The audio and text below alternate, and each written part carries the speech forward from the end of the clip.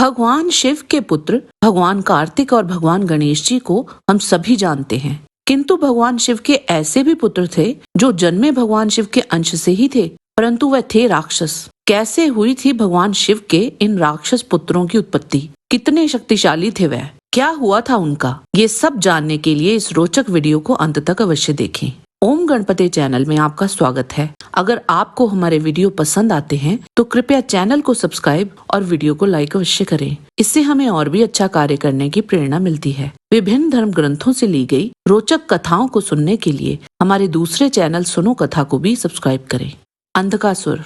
शिव पुराण रुद्र संहिता अध्याय 42 के अनुसार एक समय भगवान शिव और देवी पार्वती मंदराचल पर्वत पर गए। वहाँ देवी पार्वती ने भगवान शिव के नेत्र कुछ पल के लिए बंद कर दिए। नेत्र बंद होते ही चारों ओर भयानक अंधकार छा गया। उसी समय शिवजी के माथे से पसीने की कुछ बूंदें निकली। वो बूंदें जैसे ही धरती पर गिरी, तुरंत एक जटाधारी काला विकृत डरावना राक्षस वहाँ उत्पन्न हो गया, जिसकी भयानक आवाज सुनकर देवी पार्वती चौंक गई। तब उन्होंने भगवान शिव से पूछा, हे स्वामी, ये भयानक जीव कौन है? भगवान शिव बोले, हे देवी, ये तुम्हारा ही पुत्र है। भगवान शिव ने उसका नाम अंधक रख दिया। उसी समय हिरण्याक्ष भी एक राक्षस पुत्र की प्राप्ति के लिए घोर तपस्या कर रहा था। उसकी तपस्या से प्रसन्न होकर भगवान शिव ने अंधक को हिरण्याक्ष को सौंप दिया। भगवान विष्णु ने जब हिरण्याक्ष का वध कर दिया था, तब अंधक का राज्याभिषेक करवाया गया। अंधक के भाई उसको कुरूप और नेत्रहीन कहकर मजाक उड़ाते थे और कहते थे,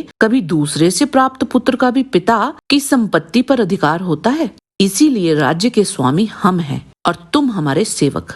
अपने भाइयों के कटु वचन सुनकर वह उदास और निराश हो गया। तब अंधक ने ब्रह्मा जी की कई हजार वर्षों तक तपस्या की, जिससे प्रसन्न होकर ब्रह्मा जी उसके सामने प्रकट हुए और उन्होंने अंधक से वर मांगने को कहा। तब अंधक ने मांगा कि मेरे निष्ठुर भाइयों ने जो राज्य मुझसे छीन लिया है, वे सब मेरे अधीन हो जाएं, मेरे नेत्र ठीक हो जाएं और मुझे शिव और विष्णु सहित कोई भी प्राणी मार ना पाए। ब्रह्मा जी ने कहा, जो आया है उसे एक दिन काल के गाल में तो जाना ही पड़ता है, इसीलिए तुम जिस प्रकार की और जिसके हाथ से तुम चाहो अपनी मृत्यु प्राप्त कर सकते हो। तब अंधक बोला, तीनों कालों में जो सबकी जननी, सब में रत्न हो, जो सब मनुष्यों के लिए दुर्लभ तथा शरीर व मन के लिए अगम्य हो, उसको अपने सामने पाकर जब मेरे अंदर काम भावना उत्पन्न हो, उसी समय मेरा नाश हो।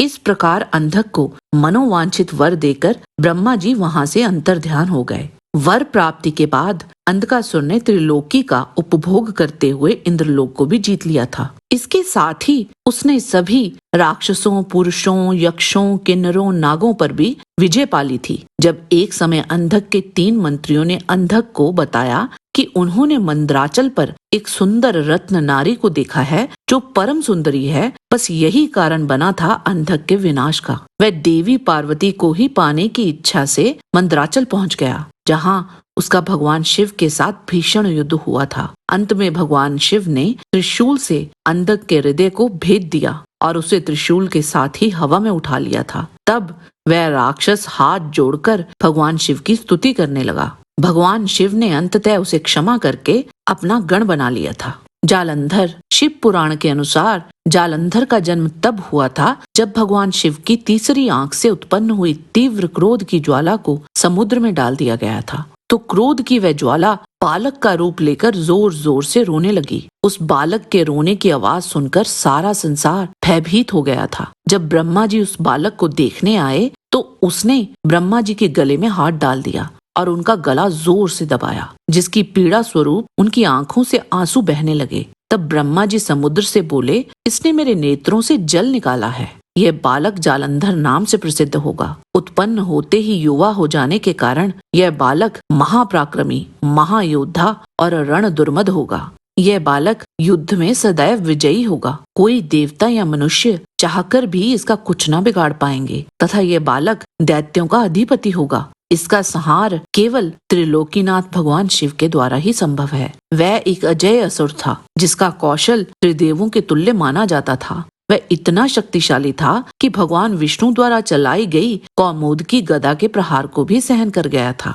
और उसमें इतना बल था कि एक समय उसने द्रोणागिरी पर्वत को उखाड़कर समुद्र में डाल दिया था। उसने सभी देवों को परास्त कर समस्त लौकिक दुनिया पर कब्जा कर लिया था। उसने एक अवसर पर भगवान शिव के निवास स्थान कैलाश पर भी हमला कर दिया था, जहाँ जालंधर और भगवान शिव में भयंकर युद्ध हुआ था और वो भगवान शिव जी के हाथों मारा गया था। सुकेश। वाल्मीकि रामायण उत्तरकांड सर्ग 4 के अनुसार सर्वप्रथम राक्षसों में हेती और प्रहेती नामक 2 भाई उत्पन्न हुए और वे दोनों ही राक्षसों के स्वामी हुए। वे दोनों मधु और कैटव की तरह ही शत्रुनाशकारी थे। प्रहेती धार्मिक स्वभाव का होने के कारण तप करने वन में चला गया और हेती ने काल की बहन थया से विवाह कर लिया और उन दोनों का एक पुत्र हुआ जिसका नाम विद्युत केश था। जब विद्युत केश जवान हुआ तब उसके पिता हेती ने उसका विवाह कर देना चाहा। तब राक्षस विद्युत केश का विवाह संध्या की पुत्री साल कटंकटा के साथ हुआ। साल कटंकटा ने थोड़े दिनों बाद अपने पति से गर्भ धारण किया और उस राक्षसी ने मेघ गर्भ के समान एक बालक मंदराचल पर जाकर जना। उस शिशु को उसी पर्वत पर छोड़कर साल कटंकटा पुनः संबंध बनाने की इच्छा से अपने पति के पास जा विहार करने लगी। उसका वह त्यागा हुआ पुत्र मेघ के समान शब्द करने लगा। उस समय बैल पर सवार शिव पार्वती आकाश मार्ग से उधर से होकर कहीं जा रहे थे। उन्होंने जाते जाते उस बालक के रोने का शब्द सुना। उस रोते हुए शिशु को देख उन्होंने उसको सुरक्षा प्रदान की और अपने पुत्र समान मानते हुए उसका नाम सुकेश रखा। दयावश पार्वती जी के कहने पर महादेव जी ने उस राक्षस पुत्र की उम्र उसकी माता के बराबर कर दी और उन्होंने पार्वती जी को प्रसन्न करने के लिए उस राक्षस को विमान समान आकाशगामी पुर प्रदान किया। वहां पार्वती जी ने राक्षसियों को ये वर दिया कि राक्षसियां गर्भ धारण करते ही जो बालक जने वे तुरंत माता के समान उम्र वाला हो जाए। महादेव जी से वर प्राप्ति के बाद वह उस आकाशचारी नगर को और अपार लक्ष्मी को प्राप्त कर उस नगर में बैठ चारों ओर घूमने लगा। उसका विवाह ग्रामणी नामक गंधर्व की पुत्री देववती से हुआ था। उन दोनों के 3 पुत्र हुए, माली, सुमाली और माल्यवान। अंधक और जालंधर की ही तरह यह भगवान शिव के अंश से उत्पन्न तो नहीं हुआ था, परंतु कई पुराणों के अनुसार माता पार्वती और शिव ने इसे गोद लिया था और भगवान शिव ने इसे कई वरदान भी दिए थे जिन्हें पाकर सुकेश ऐश्वर्यवान हो गया था। बोलो त्रिलोकीनाथ भगवान शिव की जय। आज के वीडियो में बस इतना ही।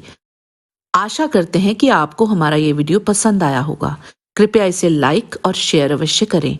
किसी भी प्रकार की त्रुटि के लिए आप सबसे क्षमा याचना करते हुए आपसे निवेदन है कि प्रेम पूर्वक परम पिता परमात्मा को मन में धारण करें और बोलें, वैदिक सनातन धर्म की सदा ही जय।